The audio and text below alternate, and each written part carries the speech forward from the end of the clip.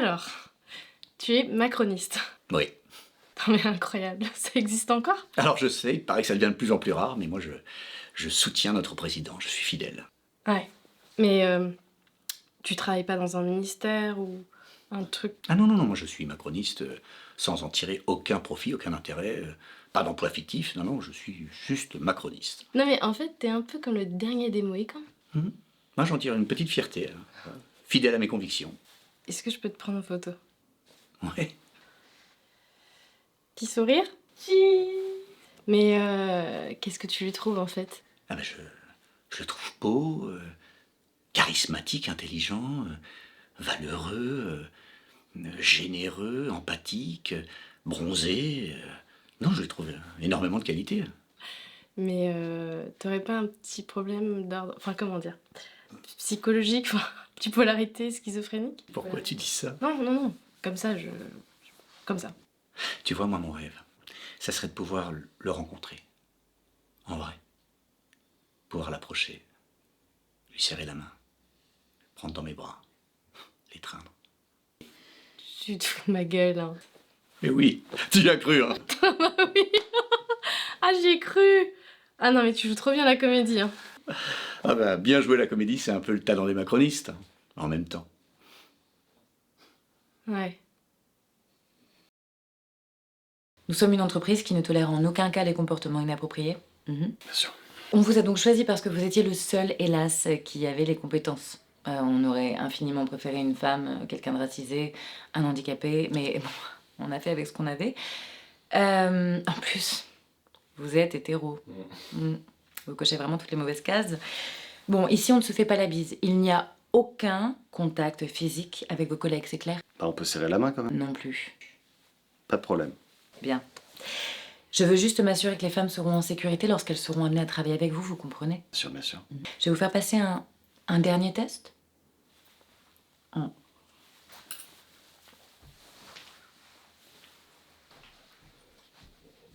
Ça a commencé là? Oui? Vous n'avez rien remarqué? Non.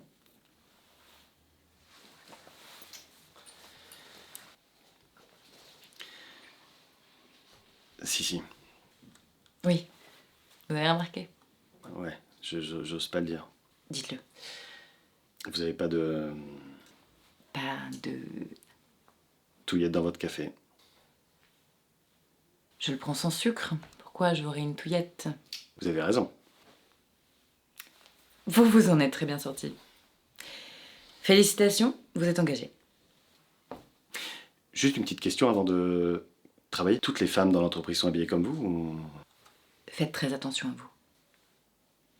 Bien sûr. Je veux un bébé. Un bébé?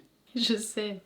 C'est ringard, c'est réac, c'est limite facho, je sais, oui, je sais. Et c'est tout ça à la fois, oui. Et puis c'est surtout des tonnes et des tonnes de CO2. Mais pense à la planète, quoi. Franchement, là, tu penses à toi, à ton petit plaisir bourgeois, les couches, les lingettes, l'air qui respire. Ça a un impact, tout ça, hein. Hein? Faire un bébé aujourd'hui, c'est un crime contre l'humanité. Un chat. Mais non, c'est pareil. Des tonnes de CO2. Bah, un hamster. Mais non, pareil. Une peluche. Fabriqué en Chine. Tu penses à quoi, là? Imagine si mon bébé devient une nouvelle Greta Thunberg et devient la nouvelle présidente de la France et qu'elle déciderait de supprimer les engrais, les pesticides, les voitures, etc. Enfin, ce serait... Ça vaudrait le coup, non? Oui, alors, bien sûr, mais on a combien de chances pour que ça arrive? Ça vaut le coup d'essayer, non? Enfin, je veux dire, nous, on n'a pas réussi à sauver la planète, mais peut-être que ce bébé y arrivera. Ouais, mais imagine si au contraire, ton futur bébé, là, ça devient un gros facho. Un Musk ou un Trump. Ouais, c'est possible. Mais il déclencherait une guerre atomique et il supprimerait la moitié de la population mondiale et ça serait formidable pour la planète. Oui, mais si ton futur bébé, c'est ni une future Greta Thunberg, ni un futur Trump, qu'est-ce qu'il va faire, ce bébé? Et ben, il fera comme nous.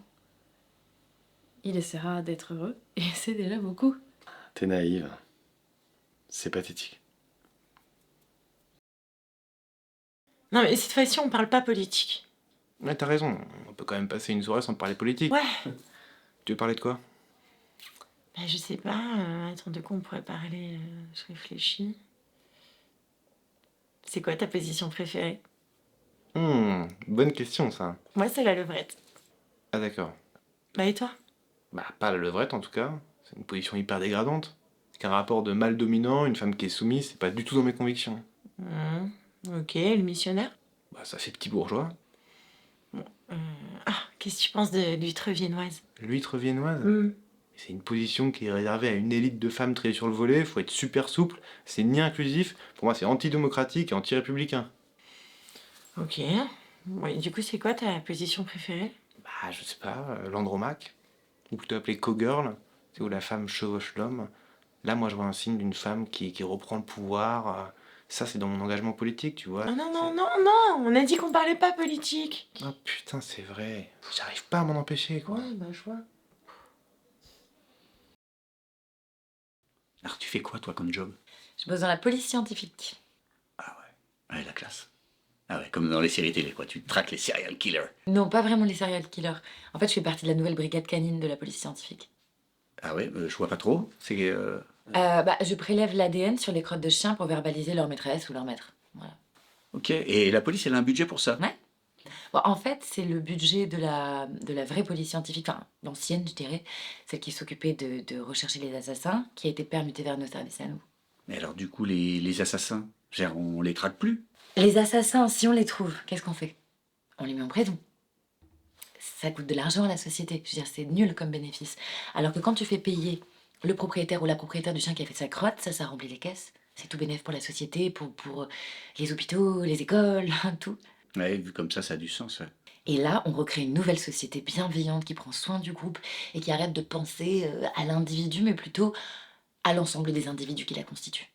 Mais alors, question, je sais pas pourquoi je pense à ça, mais c'est-à-dire, quand tu ramasses l'ADN là, sur la crotte dans la rue, donc la crotte, après, tu l'enlèves, tu la ramasses ou... T'as vu ma tête? J'ai une tête à ramasser les crottes, sérieusement. Jamais je touche à ça. Oh. Et toi, tu fais quoi en ce moment? Là, on bosse sur un concept un peu pop et féministe. En fait, on est en train de concevoir un sac, tu sais, comme une banane que tu mets à la taille, mais en forme de vulve. Bon, tu vois très bien le concept de banane. Ben, on a décidé de déconstruire tout ça. Bah oui, parce que franchement, la banane, le phallus, enfin franchement, quoi, il fallait réagir. Donc les mecs, eux, ils portent leur banane à la ceinture. On a décidé de s'affirmer aussi. Et j'ai créé la première banane féministe, la vulvane. Comme ça qu'on l'a appelée. Donc, et ouais, maintenant, les femmes porteront leur vulve à la ceinture. Parce que merde, quoi, marre de l'invisibilisation, non? Tu veux que je te montre? Bah oui, oui. Ah d'accord. Et la fermeture éclair, c'est clitoris. Ouais. C'est génial. Après, c'est que le début, hein. Là, il faut tout repenser, tous les symboles phalliques, et qui sont d'ailleurs, la plupart du temps, insoupçonnés. Et comme quoi, par exemple? Bah, le balai, par exemple. Avec son manche, là. Son manche que tu vises. Et sérieusement, bah, tu dois en avoir un. Ouais, je crois. Comme toutes les femmes, bah voilà. Symbole phallique et patriarcal par excellence. Tu sais qu'on a obtenu un gros budget pour repenser le balai sans manche. Le balai sans manche? Ouais. Mais ça existe déjà. Comment ça? Ça s'appelle une brosse.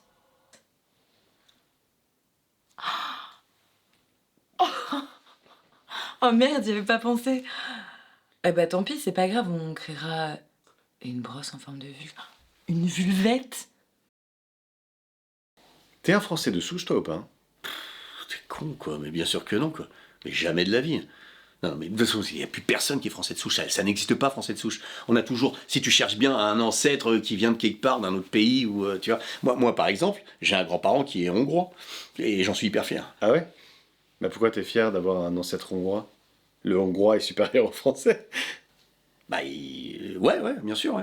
Ouais, parce que lui, il a eu l'intelligence de vouloir se mélanger à une souche française, tu vois. Oui, mais comment tu peux affirmer que c'est l'ancêtre hongrois qui a voulu se mélanger aux Français? Et pas l'inverse? Bah, parce qu'il est venu de Hongrie. Et que... Enfin, je sais pas, mais on s'en fout de ça. En fait, le principal, c'est que moi, dans mes ancêtres, il y a un étranger. Bah oui, mais comment tu peux affirmer que ton grand-parent hongrois n'avait pas lui-même un grand-parent français? Parce que dans ce cas-là, tu resterais un Français de souche. Hein. Attends, moi, ce que je veux dire, c'est juste que nous, on est tous semblables, hein. Tous les humains, d'accord? Donc, il n'y a pas de frontières, tout ça, c'est des conneries, donc mélangeons-nous, tu vois? Oui, mais enfin, si on se mélange, ça veut dire qu'on est différent. Tu mélanges pas des choses qui sont semblables. Ok, alors, attends, ce que je voulais te dire, c'est que si, de nos jours, t'as encore des gars qui se disent français de souche, c'est que ces gars-là, c'est des fins de race. Ah, parce que la race existe? Puisqu'il y a des fins de race, tu dis, il y a des fins de race. Je pensais qu'on était tous semblables, je comprends pas là. Attends, tu me fatigues, je te jure. Et je sais que j'ai raison. Non mais moi je suis pas fatigué, hein, t'inquiète pas, et puis je sais que t'as tort. Ça prouve bien qu'on est différents. Ah, mais c'est toi la fin de race, en fait. Hein.